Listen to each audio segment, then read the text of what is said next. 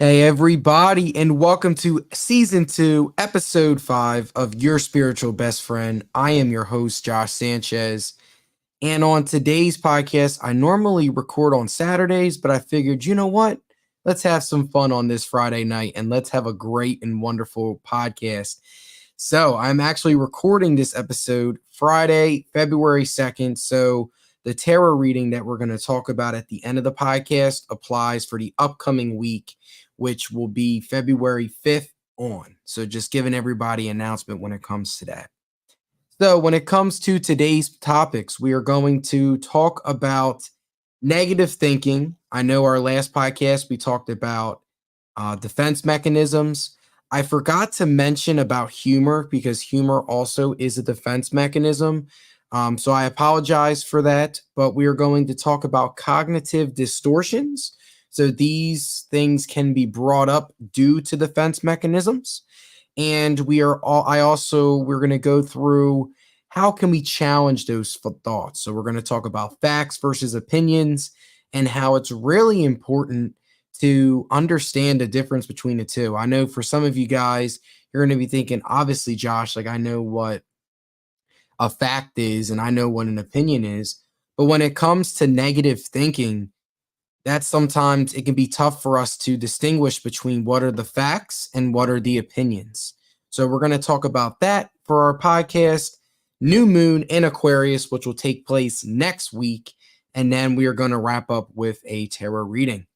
But like always, guys, before we get started, I just wanted to give a shout out to the podcast, the crystal shop, and everything I do. So I am an astrologer, and also a tarot reader. I also am getting my MA in clinical counseling. So I graduate this upcoming May. So I'll have my credentials and, I'm starting to book readings and book appointments. So if you guys are interested, I know I work at the crystal shop. I will be posting my schedule for February this weekend. So you guys can come out to the crystal shop at Find Your Harmony, schedule a reading with me or virtual. I'll make sure to put the link in the show description. And like always, guys, if you're a fan of the podcast, please like, rate, and subscribe. So without further ado, we're going to get started with our first topic. So we're going to talk about cognitive distortions. So what is a cognitive distortion? So it's a fancy word for irrational thoughts that shape how you can see the world, how you feel, and how you act. It's normal to have these thoughts occasionally, but they can be harmful when frequent or extreme. So very similar to the defense mechanisms last week, right? Like to some extent, the defense mechanisms can be good. But however, if we continue to not acknowledge what's going on and challenge our defense mechanisms, and in this case, cognitive distortions, it can lead to bigger challenges. So the first type of cognitive distortion is magnification and minimization. So magnification is when people tend to exaggerate the importance of events. Minimization is the opposite. So this is when we belittle or minimize the importance of events. The person might believe that their own achievements are not important or that your mistakes are excessively important. So these are your people that obsess over either the mistakes they made or not acknowledge the hard work that they have put in. So that's an example of magnification and minimization. The next cognitive distortion is catastrophizing. So if you guys know the word catastrophe, right? So this is when a person sees only the worst possible outcomes of a situation. So these are your panickers right away, So if a situation happens, they immediately think of the worst possible outcome. So for example, if a family member has the flu, an example of catastrophizing is if someone thinks, oh, you're going to die because you have a head cold, right? So that's something to just keep an eye on. The next cognitive distortion we're going to talk about is overgeneralization. So this is when people tend to make broad interpretations from a single event or few events. So an example is a person might feel awkward during a job interview, So then they think to themselves, well, I guess I'm always awkward in any situation, right? So this is where we might have made a mistake. And what we do is because of the mistake we made, now similar to magnification, but now we're going to generalize ourselves and put ourselves, well, we always act like this, right? So that's an example of overgeneralization. The next one we're going to talk about is magical thinking. So magical thinking is the belief that thoughts, actions, or emotions influence unrelated situations. For example, if you or a person has not or hasn't hoped something bad would happen to you guys, then you wouldn't have gotten into the accident. So this is a belief again that things happen due to the influence of unrelated situations, right? So you might have believed something, then all of a sudden it doesn't happen, and then now we are spiraling. So magical thinking. So this is another fancy word for delusions as well. We could have our own delusions with certain things. So just be aware of that, everybody. So that is magical thinking. The next one we have is personalization. So this is the belief that you personally are responsible for events outside of your control. So for instance, if your parents or your friends act up while you're hanging out with them, you take it upon yourself. Oh, it's my fault. I took the blame. So this is something just to be careful of. So when you guys think of personalization, think of personal, taking things too personal, right? So this is we take on the blame within ourselves. The next one we're going to talk about is jumping to conclusions. So this is when people or yourself or myself, we might interpret the meaning of a situation with little or no evidence. So this comes back to, again, fact checking, facts versus opinions, right? We might have our own interpretations of certain events, right? However, we have to check ourselves before we jump to conclusions. Well, oh, this person's doing this, so that means they must be doing that. So make sure again that you guys are just being aware that this is happening, and we're going to go over how we can challenge that next. So these next two are kind of put together. So you have mind reading. So this is interpreting the thoughts and beliefs of others without adequate evidence. So an example of this would be, she wouldn't go on a date with me. She probably thinks I'm ugly. Or, they looked at me the wrong way. That means they must have a problem with me. So that's an example of mind reading. You're trying to read what the other person is thinking. And fortune telling. So this is the expectation that a situation will turn out badly without adequate evidence. So for instance, if you have an upcoming presentation, you're going to sit and think to yourself, well, school's bad because I have this presentation and I'm going to fail, right? So the difference between fortune telling and mind reading is the person's thoughts. Fortune telling is the overall future situation about to happen.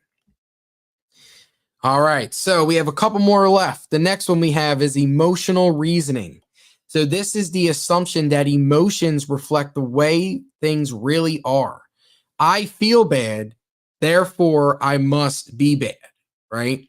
So I know we've talked on this podcast about the importance of following intuition, right? And it's good to trust your gut feeling, right? However, there could be some times where we might be feeling some type of way and we immediately believe that it is true. So my rule of thumb for my people that are very big on intuition is usually a gut feeling. So you feel it in your stomach, you feel it in your gut. Anxiety is usually when you feel it in your chest, right? Or another particular body part of your body. So think of, okay, like if you start to get anxious over something, because it's different, anxiety is different from intuition, right? Intuition is that gut feeling that, it's meant to, like, all right, keep an eye out on this. Anxiety is more of worry or fear, right? So it's going to show up in two different ways. So just be aware of that, because again, like, not every time because you feel something, it doesn't mean that it is true, right? All right. So the next one, we have disqualifying the positive. So this is only recognizing the negative aspects of a situation and ignoring the positive, right? So these are your people that are perfectionists, right? They don't want to think positive at all. They're immediately thinking about all the things that they did wrong. The next one we have is should statements. So this is when the belief that things should be a certain way. I should always be perfect, or you should always do this, or you should do that, or so when we say should statements, we're immediately disqualifying the gray area, right? Because just because you say something should happen, it doesn't mean that it will happen, right? So making sure that you guys are aware of your should statements. And the last one we're going to do two more. So the second to last one is all or nothing thinking. So this is another word for black or white thinking. So this is thoughts that talk about a lot of always, never, or every. I never do good enough at a job on anything. I always suck. I can never do this, right? So this is all or nothing thinking. So it's very black or white. And as we know, life is all about the gray, right? It's all about the unknown in a way, right? Because everyone has their own perspective on things, right? So just because you might have been brought up a certain way or think a certain thing does not mean that is what it is 100% true, right? And the last one we have, and this is the one that I really like, is intellectualizing. So when it comes to this is when we think too logically over a situation and we're not letting ourselves feel what we need to feel, right? So this is where we might interpret other people. So very similar to mind reading, you're interpreting other people's thoughts. You're looking at the facts of the situation and not necessarily giving yourself the chance to feel what you need to feel. So now that we talked about cognitive distortion, so these are just another fancy word for negative thinking patterns. Now we're going to talk about some solutions we can do, and then we'll wrap up this first topic. So one of the great things we can do is fact check, right? And how can we fact check, right? We have to first be honest with ourselves and be honest with ourselves in a way where, okay, what is the difference between a fact and an opinion? I know this is a very silly question to ask yourself. However, like when we get wrapped up in our heads, that does not go through our minds, right? So I look at it like this. Opinions are your own personal viewpoints on a situation, right? So it's your perspective on things.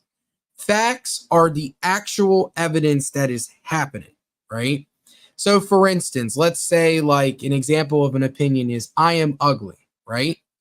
You might believe that you are ugly, but are you ugly? That is not a fact, right? Because there is no evidence to prove that you are ugly, right?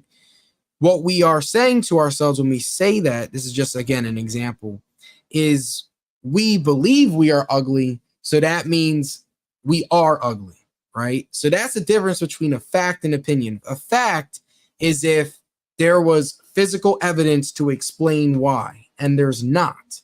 There is no evidence to explain that for anybody, right? Now, some facts could be, let's say we might have pimples on our face, or we might have blue eyes, or we might have brown eyes. Those are facts because that is a real thing. Like if you have blue eyes, you have blue eyes. Like that is a fact, right?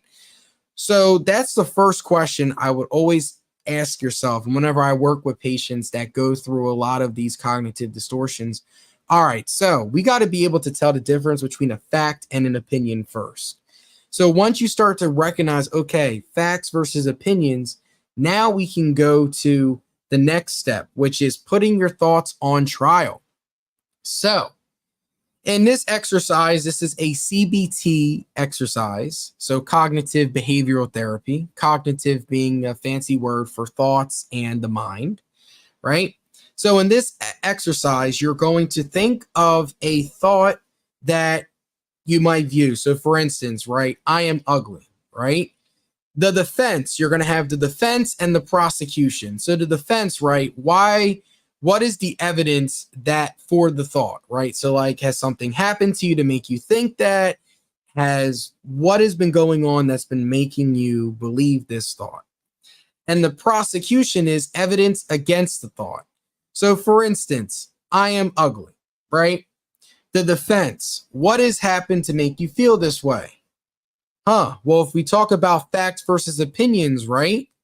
There might not be any physical facts that make you believe this way. Let's say, like pimples, for example. I have pimples on my face. So that's the evidence for the thought of, you know what? I am ugly. The prosecution against it is, okay, have people said that you're ugly? No. Have you never dated somebody before or never had friends before? Well, that's not true because I have friends, right? Because if you want to be honest, if you're ugly, right, then you would not have anybody in your corner, right? So you start to challenge and question yourself, okay, like evidence against this thought, evidence for this thought, right? And then you end up with the judge's verdict. So the judge is yourself. You're going to come to a verdict regarding your thought. Is the thought accurate and fair? Are there other thoughts that could explain the facts, right? So for instance, I'm ugly, right? And you put evidence against the thought, I have pimples on my face, right? So instead of saying the thought that I am ugly, you can state, I have pimples on my face, right? And by you making that little change, you are not only feeling less bad about yourself, but also too, like you are challenging yourself and challenging the cognitive distortions. So, and I have both PDFs in the show description so you guys can check it out. I figured that could be a fun little way to challenge some of these negative thoughts we might have because it's very natural. We all have negative thoughts. I have them every single day. There's been times where I mind read, fortune telling, jumping to conclusions. Like I have had my moments where I've always done this way. But again, like how we grow and how we learn is by being aware of what's going on. So hopefully you guys enjoyed this first little activity. So now that we concluded that, before we get into our second topic of the podcast, please like, rate, and subscribe if you're a big fan of the content and want to learn more, because, man, your subscriptions and thoughts would really help boost this podcast overall. All right, so that concludes segment 1, and now we are going to transition into the second topic of today's podcast. We're going to talk about the Aquarius New Moon and also do our weekly tarot card reading. All right, everybody. So now we're going to get started with our second topic. So Aquarius New Moon. So Aquarius energy. I mean, you guys have definitely probably heard this a lot on my podcast. But again, Aquarius energy is all about humanitarianism, future-oriented technology. How can we advance things, right? So this new moon is going to match not only Pluto's energy, but also the sun's energy. So we're going to feel abundance of rebellious, freedom, future-oriented type of thinking, right? So here is 3 reflection questions I want you guys to think about during this new moon. So the first one, what 3 things can you do to make the world a better place, right? So how can we make this world a better place? The second question, what tech devices do you most rely on? So think about the devices you use. What do you rely on? And the third question, what communities or groups align with your vision and values? So I know I did a podcast on values a couple weeks ago, so you guys can check out that one. But what communities or groups align with what you believe and who you are to your core? So those are the 3 reflection questions. So some opportunities, right? You guys have a great opportunity to explore new technology or new things that come into your life and find unique solutions to them. There also could be an investigation on innovative and alternative approaches to well-being, right? So things are going to be thrown at you right now that's going to be different than what we are used to or accustomed to. All right. So with that, right, comes an abundance of new solutions and new approaches to certain things. So just be aware of that. Some challenges during this time period could be sacrificing your own personal needs to support the group of others, and also an emphasis on the rational that doesn't consider the emotional. So be aware of if your emotional self is getting put in the back burner. So just be aware of that. So this is a good chance to work on community projects or meditate with crystals, right? Try and do something that's different than what you are normally doing. So that's a little bit of the Aquarius new moon. And again, if you guys have fixed energy, just be aware of it. It might hit you more than other signs. So for my Aquariuses, my Leos, my Tauruses, and Scorpios, this abundance of Aquarius energy could be impacting you in certain ways a little bit deeper than other signs. But I know since my last reading took an abundance of energy, we are going to do the same thing. And a lot of people really enjoyed the Oracle as well. So what we're going to do is for this week, I know last week I pulled 5 cards. I figured for today, we can do the same thing. So I'll pull 5 cards from my tarot deck, and then we'll pull 2 cards from my Oracle deck. So I'm always going to, before we always start a reading, always thank my ancestors, thank the people that came before me. And my question is, what should me and my podcast listeners expect for the Aquarius new moon and also just upcoming week? So we already got a couple people talking already. So we got 1, we got 2 cards. All right, we got 3. All right, do another shuffle. We got 4 and 5. Wow, so they are ready to talk today. And then I will pull my Oracle as well. And then we'll go from there. So be patient with me, guys. All right, there's 1, 2. All right. Man, that was quick. Very quick reading. They are ready to talk. They're like, man, it's late and I'm ready to roll. All right, guys. So, and again, the tarot deck I use the Modern Way Tarot. And for my Oracle deck, I use Zodiac Moon. So it's a little bit of astrology as well. So I love it. All right. So the cards we have. All right. Wow. We have quite the reading for this one. Oh, man. This is crazy. It's crazy to think about. All right. So the first card we have is the 8 of Cups. So if you guys can see, we have a person. They are walking by themselves, it looks like. There's 8 of Cups. And wait, before I do this, let's put this in chronological order. So we have 5, 8, 9. Yep. All right. So, and this is crazy. The Oracle cards is the exact same as last week, which is awesome. So I'll get into that a little bit as well. All right. So the first card we have is the 5 of Cups. So 5 of Cups. Wow, a lot of cup energy this week. So that's something just to be aware of. All right. So 5 of Cups. We have. All right. Sadness, loss, despair. The 5 of Cups tarot card then denotes feelings of misery, loss, or grief. These emotions come as the result of a loss of something important to you. This might be the death of a loved one or the end of a special relationship. When someone loses someone or something we love, it can be challenging to see the positive. We allow ourselves to overcome by the sadness, regret, and loneliness that results in an event like this. However, if you take time to look around, you will find many positive aspects of this event. Your family and friends will come together to support and love you, and you will become closer to them. This goes to show that even in darkest times, there's always a shining light. So I would say be aware of if we have a loss of something. So it could be a loss of a family member, loss of a loved one, maybe loss of a passion you have, or a loss of an activity you used to do. So just be aware of this theme of a loss. All right, the next one we are going to do is the 8 of Cups. So the 8 of Cups is abandonment, travel, letting go.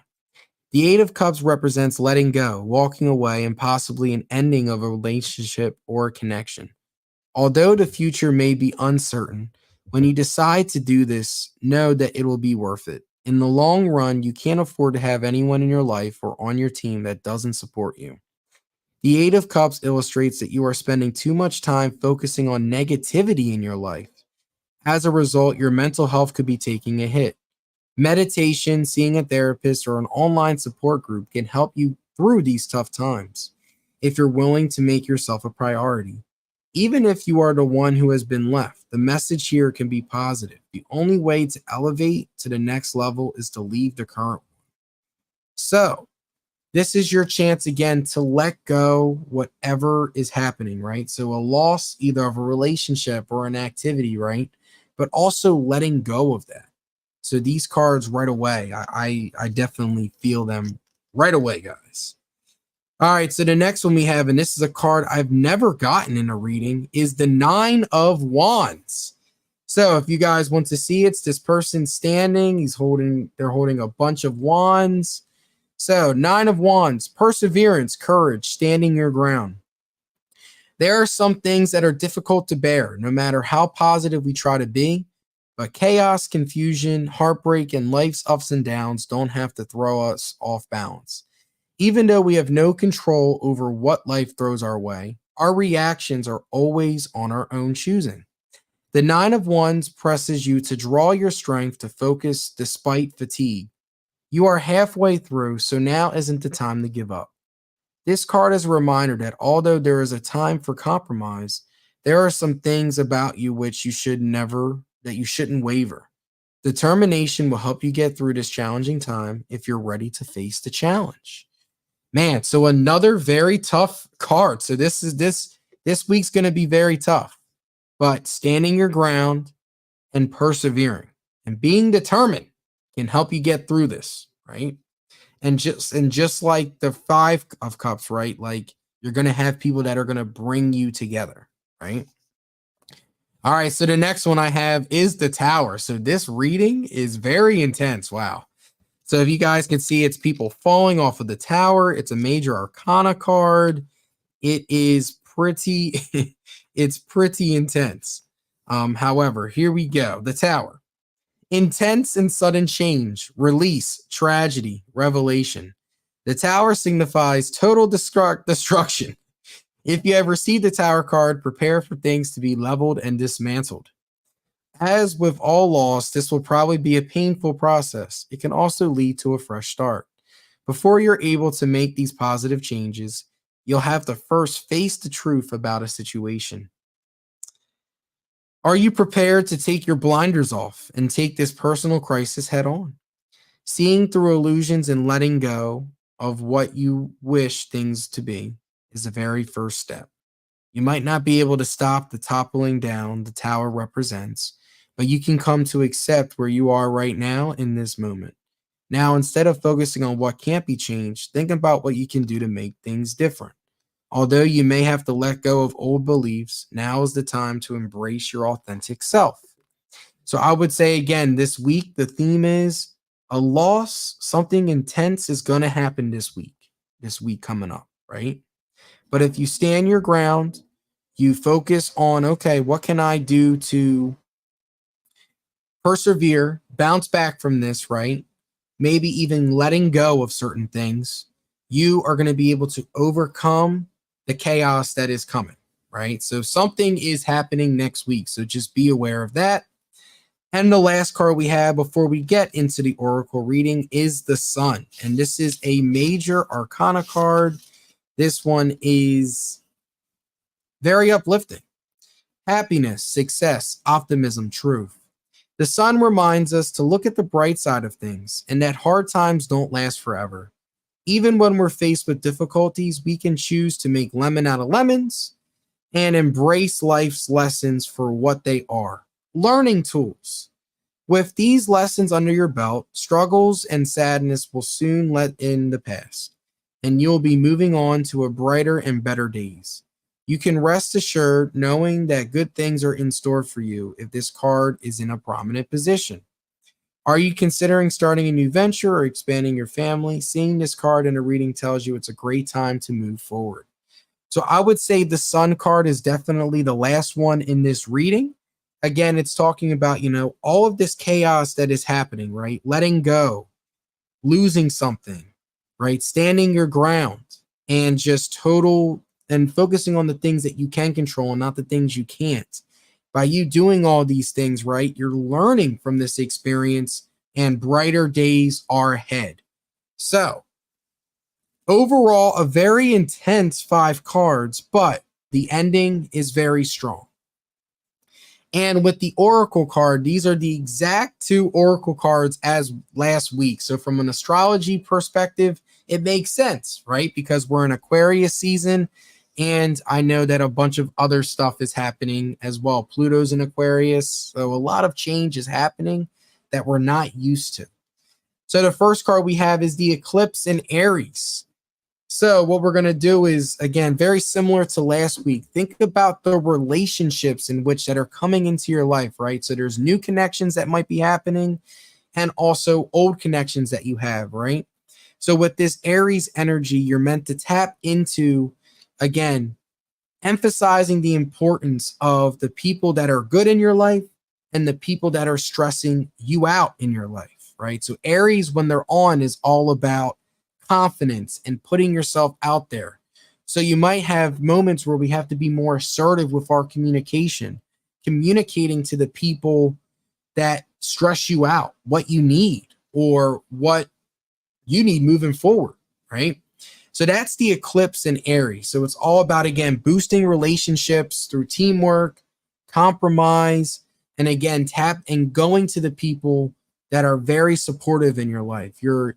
I call them your emotional batteries, right? Your emotional chargers, right? So these are people that are here to help you. So reaching out to them about the negativity is going to be really important here. And the last one we have is the Sun in Libra. So Libra energy is all about balance, right? And finding the harmony. So very similar to this eclipse in Aries, right? Libras, during this time period, you're going to have to find balance. So balancing the new people that come into your life and also the old people that are in your life, right? So asking yourself, okay, what do you value in your relationships?